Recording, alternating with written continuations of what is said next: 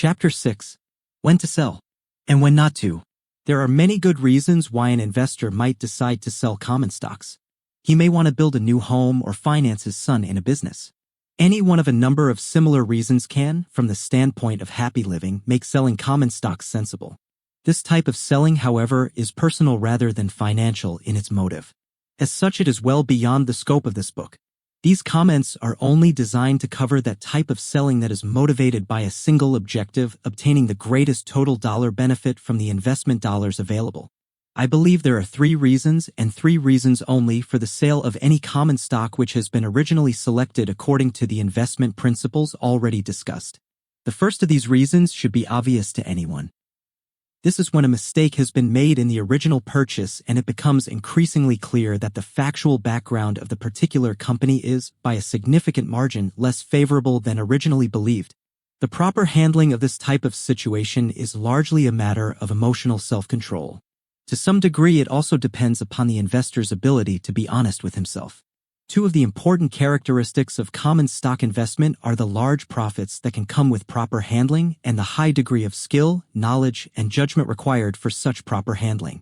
Since the process of obtaining these almost fantastic profits is so complex, it is not surprising that a certain percentage of errors in purchasing are sure to occur. Fortunately, the long-range profits from really good common stocks should more than balance the losses from a normal percentage of such mistakes. They should leave a tremendous margin of gain as well. This is particularly true if the mistake is recognized quickly.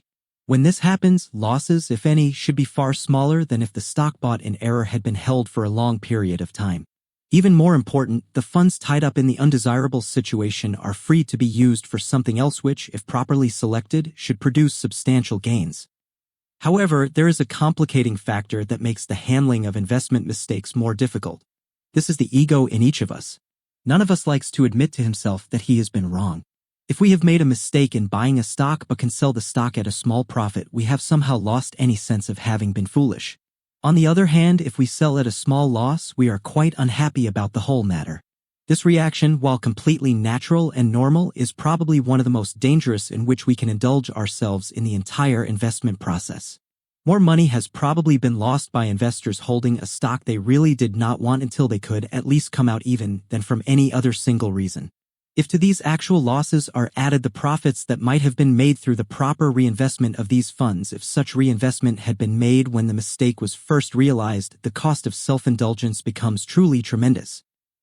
Furthermore, this dislike of taking a loss, even a small loss, is just as illogical as it is natural. If the real object of common stock investment is the making of a gain of a great many hundreds % over a period of years, the difference between, say, a 20% loss or a 5% profit becomes a comparatively insignificant matter. What matters is not whether a loss occasionally occurs. What does matter is whether worthwhile profits so often fail to materialize that the skill of the investor or his advisor in handling investments must be questioned. While losses should never cause strong self-disgust or emotional upset, neither should they be passed over lightly. They should always be reviewed with care so that a lesson is learned from each of them. If the particular elements which caused a misjudgment on a common stock purchase are thoroughly understood, it is unlikely that another poor purchase will be made through misjudging the same investment factors. We come now to the second reason why sale should be made of a common stock purchased under the investment principles already outlined in chapters 2 and 3.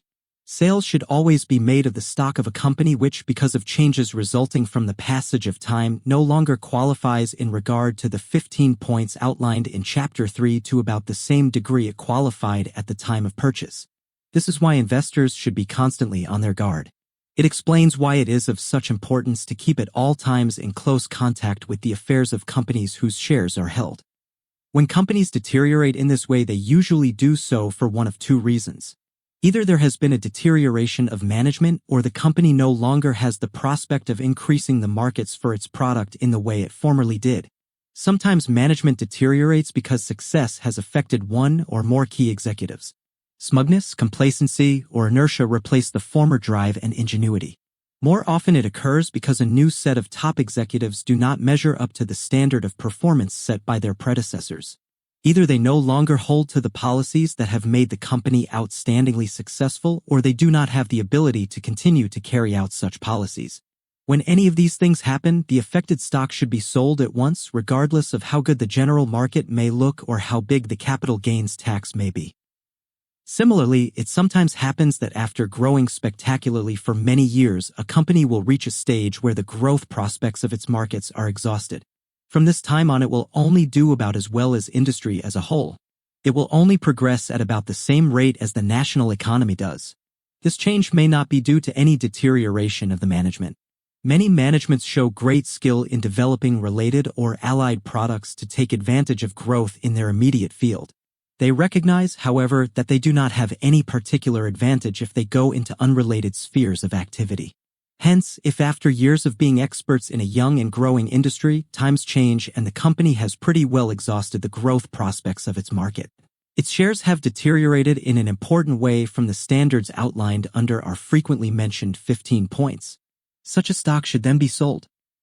In this instance, selling might take place at a more leisurely pace than if management deterioration had set in. Possibly part of the holding might be kept until a more suitable investment could be found. However, in any event, the company should be recognized as no longer suitable for worthwhile investment. The amount of capital gains tax, no matter how large, should seldom prevent the switching of such funds into some other situation which, in the years ahead, may grow in a manner similar to the way in which this investment formerly grew. There is a good test as to whether companies no longer adequately qualify in regard to this matter of expected further growth. This is for the investor to ask himself whether at the next peak of a business cycle, regardless of what may happen in the meantime, the comparative per-share earnings, after allowances for stock dividends and stock splits but not for new shares issued for additional capital, will probably show at least as great an increase from present levels as the present levels show from the last known peak of general business activity. If the answer is in the affirmative, the stock probably should be held. If in the negative, it should probably be sold. For those who follow the right principles in making their original purchases, the third reason why a stock might be sold seldom arises and should be acted upon only if an investor is very sure of his ground. It arises from the fact that opportunities for attractive investment are extremely hard to find. From a timing standpoint, they are seldom found just when investment funds happen to be available. If an investor has had funds for investment for quite a period of time and found few attractive situations into which to place these funds, he may well place some or all of them in a well-run company which he believes has definite growth prospects. However, these growth prospects may be at a slower average annual rate than may appear to be the case for some other seemingly more attractive situation that is found later. The already owned company may in some other important aspects appear to be less attractive as well. If the evidence is clear-cut and the investor feels quite sure of his ground, it will, even after paying capital gains taxes, probably pay him handsomely to switch into the situation with seemingly better prospects. The company that can show an average annual increase of 12% for a long period of years should be a source of considerable financial satisfaction to its owners. However, the difference between these results and those that could occur from a company showing a 20% average annual gain would be well worth the additional trouble and capital gains taxes that might be involved. A word of caution may not be amiss, however, in regard to too readily selling a common stock in the hope of switching these funds into a still better one. There is always the risk that some major element in the picture has been misjudged. If this happens, the investment probably will not turn out nearly as well as anticipated. In contrast, an alert investor who has held a good stock for some time usually gets to know its less desirable as well as its more desirable characteristics. Therefore, before selling a rather satisfactory holding in order to get a still better one, there is need of the greatest care in trying to appraise accurately all elements of the situation. At this point, the critical reader has probably discerned a basic investment principle which by and large seems only to be understood by a small minority of successful investors. This is that once a stock has been properly selected and has borne the test of time, it is only occasionally that there is any reason for selling it at all. However, recommendations and comments continue to pour out of the financial community giving other types of reasons for selling outstanding common stocks. What about the validity of such reasons? Most frequently given of such reasons is the conviction that a general stock market decline of some proportion is somewhere in the offing. In the preceding chapter, I tried to show that postponing an attractive purchase because of fear of what the general market might do will, over the years, prove very costly. This is because the investor is ignoring a powerful influence about which he has positive knowledge through fear of a less powerful force about which, in the present state of human knowledge, he and everyone else is largely guessing. If the argument is valid that the purchase of attractive common stocks should not be unduly influenced by fear of ordinary bear markets, the argument against selling outstanding stocks because of these fears is even more impressive. All the arguments mentioned in the previous chapter equally apply here. Furthermore, the chance of the investor being right in making such sales is still further diminished by the factor of the capital gains tax. Because of the very large profits such outstanding stocks should be showing if they have been held for a period of years, this capital gains tax can still further accentuate the cost of making such sales. There is another and even more costly reason why an investor should never sell out of an outstanding situation because of the possibility that an ordinary bear market may be about to occur. If the company is really a right one, the next bull market should see the stock making a new peak well above those so far attained. How is the investor to know when to buy back? Theoretically, it should be after the coming decline. However, this presupposes that the investor will know when the decline will end. I have seen many investors dispose of a holding that was to show stupendous gain in the years ahead because of this fear of a coming bear market. Frequently, the bear market never came and the stock went right on up. When a bear market has come, I have not seen 1 time in 10 when the investor actually got back into the same shares before they had gone up above his selling price. Usually, he either waited for them to go far lower than they actually dropped, or, when they were way down, fear of something else happening still prevented their reinstatement. This brings us to another line of reasoning so often used to cause well-intentioned but unsophisticated investors to miss huge future profits. This is the argument that an outstanding stock has become overpriced and therefore should be sold. What is more logical than this? If a stock is overpriced, why not sell it rather than keep it? Before reaching hasty conclusions, let us look a little bit below the surface. Just what is overpriced? What are we trying to accomplish? Any really good stock will sell and should sell at a higher ratio to current earnings than a stock with a stable rather than an expanding earning power. After all, this probability of participating in continued growth is obviously worth something. When we say that the stock is overpriced, we may mean that it is selling at an even higher ratio in relation to this expected earning power than we believe it should be. Possibly we may mean that it is selling at an even higher ratio than are other comparable stocks with similar prospects of materially increasing their future earnings. All of this is trying to measure something with a greater degree of preciseness than is possible. The investor cannot pinpoint just how much per share a particular company will earn 2 years from now. He can at best judge this within such general and non-mathematical limits as about the same, up moderately, up a lot, or up tremendously. As a matter of fact, the company's top management cannot come a great deal closer than this. Either they or the investor should come pretty close in judging whether a sizable increase in average earnings is likely to occur a few years from now. But just how much increase, or the exact year in which it will occur, usually involves guessing on enough variables to make precise predictions impossible. Under these circumstances, how can anyone say with even moderate precision just what is overpriced for an outstanding company with an unusually rapid growth rate? Suppose that instead of selling at 25 times earnings, as usually happens, the stock is now at 35 times earnings. Perhaps there are new products in the immediate future, the real economic importance of which the financial community has not yet grasped. Perhaps there are not any such products. If the growth rate is so good that in another 10 years the company might well have quadrupled, is it really of such great concern whether at the moment the stock might or might not be 35% overpriced? That which really matters is not to disturb a position that is going to be worth a great deal more later. Again, our old friend the capital gains tax adds its bit to these conclusions. Growth stocks which are recommended for sale because they are supposedly overpriced nearly always will cost their owners a sizable capital gains tax if they are sold. Therefore, in addition to the risk of losing a permanent position in a company which over the years should continue to show unusual further gains, we also incur a sizable tax liability. Isn't it safer and cheaper simply to make up our minds that momentarily the stock may be somewhat ahead of itself? We already have a sizable profit in it. If for a while the stock loses, say, 35% of its current market quotation, is this really such a serious matter?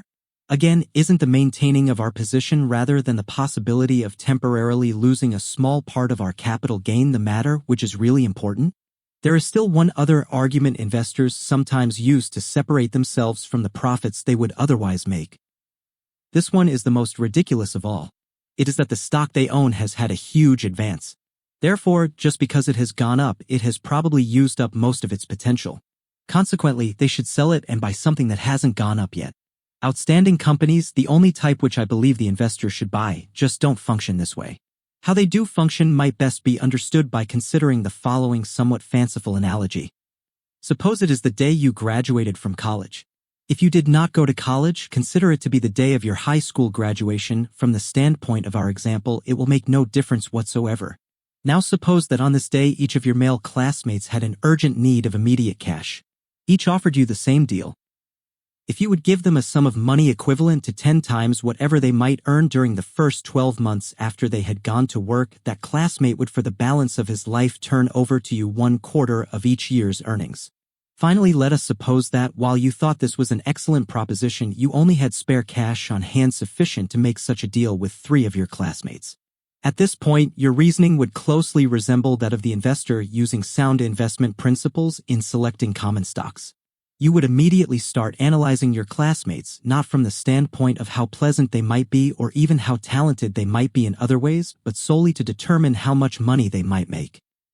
If you were part of a large class, you would probably eliminate quite a number solely on the ground of not knowing them sufficiently well to be able to pass worthwhile judgment on just how financially proficient they actually would get to be. Here again, the analogy with intelligent common stock buying runs very close. Eventually, you would pick the 3 classmates you felt would have the greatest future earning power. You would make your deal with them. 10 years have passed. One of your 3 has done sensationally. Going to work for a large corporation, he has won promotion after promotion. Already insiders in the company are saying that the president has his eye on him and that in another 10 years he will probably take the top job. He will be in line for the large compensation, stock options, and pension benefits that go with that job. Under these circumstances, what would even the writers of stock market reports who urge taking profits on superb stocks that have gotten ahead of the market think of your selling out your contract with this former classmate? Just because someone has offered you 600% on your original investment? You would think that anyone would need to have his head examined if he were to advise you to sell this contract and replace it with one with another former classmate whose annual earnings still were about the same as when he left school 10 years before. The argument that your successful classmate had had his advance while the advance of your financially unsuccessful classmate still lay ahead of him would probably sound rather silly. If you know your common stocks equally well, many of the arguments commonly heard for selling the good ones sound equally silly. You may be thinking all this sounds fine, but actually classmates are not common stocks. To be sure, there is one major difference. That difference increases rather than decreases the reason for never selling the outstanding common stock just because it has had a huge rise and may be temporarily overpriced. This difference is that the classmate is finite, may die soon, and is sure to die eventually. There is no similar lifespan for the common stock. The company behind the common stock can have a practice of selecting management talent in depth and training such talent in company policies, methods, and techniques in a way which will retain and pass on the corporate vigor for generations. Look at DuPont in its 2nd century of corporate existence. Look at Dow years after the death of its brilliant founder. In this era of unlimited human wants and incredible markets, there is no limitation to corporate growth such as the lifespan places upon the individual. Perhaps the thoughts behind this chapter might be put into a single sentence. If the job has been correctly done when a common stock is purchased, the time to sell it is almost never.